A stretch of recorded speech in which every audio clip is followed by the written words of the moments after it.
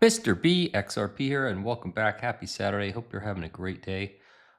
Been a great day for me. Played a bunch of pickleball this morning, and it was a whole lot of fun. So hope you're having a great one out there. Let's talk about some things here I've got on my list. XRP ETFs, XRP price predictions I've got some whale alerts, which looks like there's some fear, not only with the Bitcoin folks, but also there's XRP fear out there, and we're going to discuss that as well. And then someone out there is talking about XRP being the #1 crypto, and we're going to talk about that too. So let's jump right into it. And let me make my screen a little bit brighter here so it looks better. Okay, on Fiat Leak, and the Fiat Leak people, they tagged me on Twitter the other day. Apparently they're watching my channel. If you guys are listening, I'm just a little confused. I mean, the prices of XRPs is 205, almost 206, right? And at the same time, it's sitting on TradingView at 202 and on Coin Paprika at XRP's at 203. So wondering what's going on over there. I don't think the price is dialing into where the other folks have it at. So let's find out about that. So extreme fear is at 23. So the number's down, which means the fear is up from yesterday. Yesterday was 28.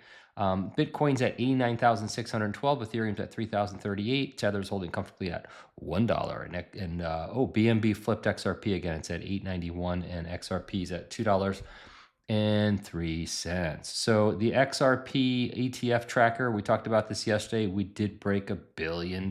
So everyone's excited about that. And this was from XRP Market. XRP spot ETFs closing off the week with weekly volume reaching $163.6 million. And why that's important is that's XRP coming off the exchanges and being held in ETFs. So it's not likely to be sold anytime soon. People who invest in ETFs typically hold on to them a bit longer than if somebody invests in stock or spot XRP or Bitcoin or whatever it might be in their exchange.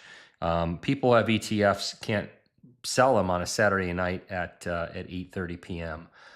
So that XRP tends to be off the exchanges and hung up and out of the market, which is great, which makes it a little more scarce on the market. Dark Defender says, and this is from Dark Defender, many will FOMO when XRP hits $5.85 and then $10 shortly thereafter. They will be the next group to deal with, like the ones FOMO'd at $3.66.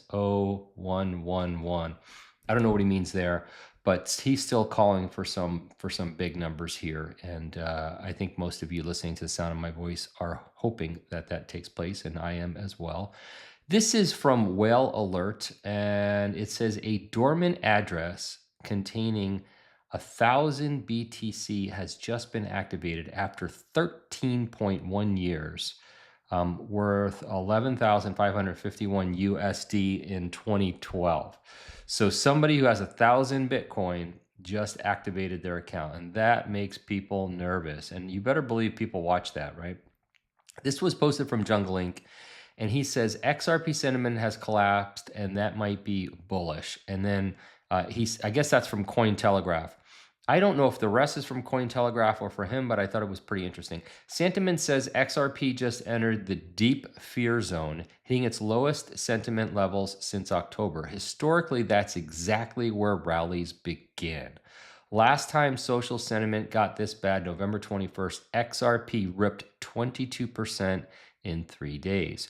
Right now, price dipped below $2.10, worst performer in the top 10, down 42% since July, all-time high. Traders calling it capitulation zone around $2. And so what they're saying is around $2, people start to dump because they're so fearful. But analysts aren't calling this bearish. Arctic Digital says fear is setting a bottom. LVRG research notes $750 million plus in institutional inflows into spot XRP ETFs, and that's $1 billion as we know now, this month, even as flows cooled this week. Flows did not cool this week. Flows were solid this week. 5 ETFs now hold, all right, this is not accurate, 881 million net assets. It's $1 billion. They go on to say the crowd is terrified. The data says opportunity. History doesn't repeat, but sometimes XRP does. So We'll see. We'll see if we turn this thing around. We talked about it yesterday. There were a lot of videos out there yesterday from Tom Lee and Raoul Paul. They're all calling for a 5-year cycle, which means we've got another year, and they're calling for all-time highs into 2026 for Bitcoin, which usually means for the other coins as well, the altcoins as well. So we're going to see how this plays out. Jacob King, and the reason why I'm going to read this is he's got 530,000 followers. So I'm going to assume what he's posting here is accurate. MicroStrategy quietly moved its Bitcoin to Fidelity just days after saying they'd start dumping it if their MNAV dropped below 1, which it did. SpaceX also shifted all of its Bitcoin holdings to Coinbase, a move only made when they want to sell, not buy. Several Bitcoin firms have also already quietly offloaded millions worth of Bitcoin above 90,000. These companies will exit before the bear market hits hard, and the ones left holding the bag will be the retail suckers they convince to buy in. So he is calling for the big companies dumping, and sounds like he thinks this is the end of the run. So here we go. We're going to wait and see. Phil Kwok from Easy A says, I believe XRP can become the biggest crypto in the world, but it won't happen on its own. We need an army, and we'll make it happen. Who's with me? So they're building some big things at Easy A. I did see a video. I didn't pull it up, but they are meeting with Ripple. I forget where they were. I think they're in New York. They're meeting with Ripple, and they're doing some things with Ripple right now. And they're about to make some announcements. So there's some announcements we're expecting from them. This came out from Uphold, and it said, Uphold CEO, and that's Simon McLaughlin, views tokenized securities and real-world assets as the next big frontier on-chain finance. Learn about our plan. Now listen to this. This is from Uphold. Learn about our plan to offer tokenized private company shares in the app in late 2026. So that means Uphold is going to get into the private equity business, and they're going to be offering tokenized private equity, which is really, really, really going to be interesting stuff. And I am very interested in that and want to learn more about that. Going to be great. This is the longer, I had played a short version of this video. Speaking of tokenizing shares, and if you listen to my channel, tokenization is the thing that fascinates me the most. As far as, about digital assets and blockchain, I just think that tokenization is going to be the greatest use case of blockchain we ever see. But this is an extended video with Paul Atkins from the SEC, where he talks about tokenization of real world assets. And it's just so refreshing to hear this from the SEC chair. So I'm going to let this rip because I think this is fantastic, and hopefully the sound is good. Let's see. Tokenization is the idea of using then smart contracts or tokens on chain to be able to that represent, say, an underlying security. And so then that tokenized security is a security and would be subject to SEC rules by law. But the idea is that if it's on chain, on a blockchain, then there's much more transparency as to where it is. Right now, there's a bit of opacity as to who owns what, and where the company usually doesn't even know where its who its shareholders are, and where the shareholders reside, where the shares reside. So tokenization has the benefit of potentially having, instead of T+1 now trade date +1 for clearance and settlement, the prospect of maybe T0 now, depending on the instrument. T0 means instant. We have to think about netting and all sorts of other things with respect to some instruments. But in principle, the idea of on-chain delivery versus payment and receipt versus payment, DVP, RVP on-chain, is a prospect of de-risking the markets, making them much more transparent and then sure as far as clearance and settlement, because it's always that the gap between clearance and settlement and then delivery and payment is the real introduces risk into the system. Do you expect this is where financial services is going?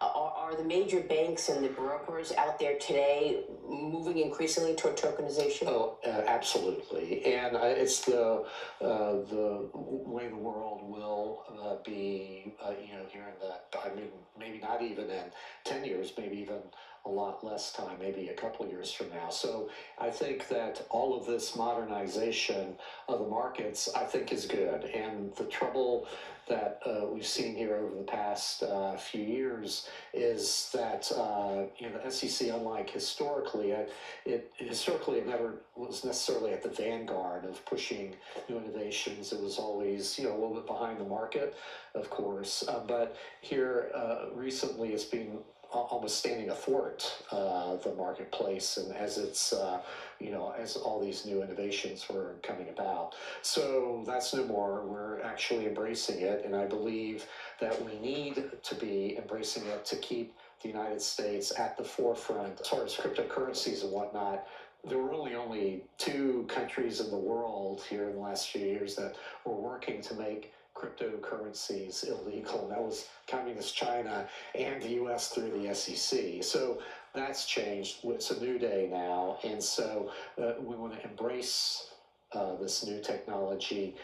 How refreshing is he? Oh my God. I mean, when we see what a difference an SEC chair makes, wait till we see what a difference a new Fed chair makes. When we get the new Fed chair in, it's going to be fantastic. I saw this. I thought this was great. It said, how do you plan on spending your weekend? Touching grass or locking in? So look, a lot of people are so hyper focused on social media about digital assets all the time, 24/7. Put your phone down after you listen to my video, of course. Put your phone down, put your computer down, get outside, go do something, go for a walk, take your dog for a walk, go play pickleball, go do something, get out there and do something. And when you find yourself in this weekend, if you're looking for a great program on Apple TV, it's called Pluribus. Very interesting program, Pluribus. Check it out. If you saw Breaking Bad and Better Call Saul, it's made by the same guy. I think it's Vince Gill. Also takes place in Albuquerque, New Mexico. Anyway, great program. I think you're going to like it. So look, that's it for this one, guys. I'm not a financial advisor. This video is for entertainment, educational purposes only. Please subscribe to my channel if you haven't subscribed already. If you're here, you're officially one of my people. So you might as well subscribe to my channel. Share my videos with anybody you think might appreciate them. Always do your own research. See you next time. Bye-bye. For my Blockchain Bootcamp crypto educational program, please visit cryptocoachnick.com and be sure to use the discount code XRP589 for 25% off. There's also a link in the description of this video.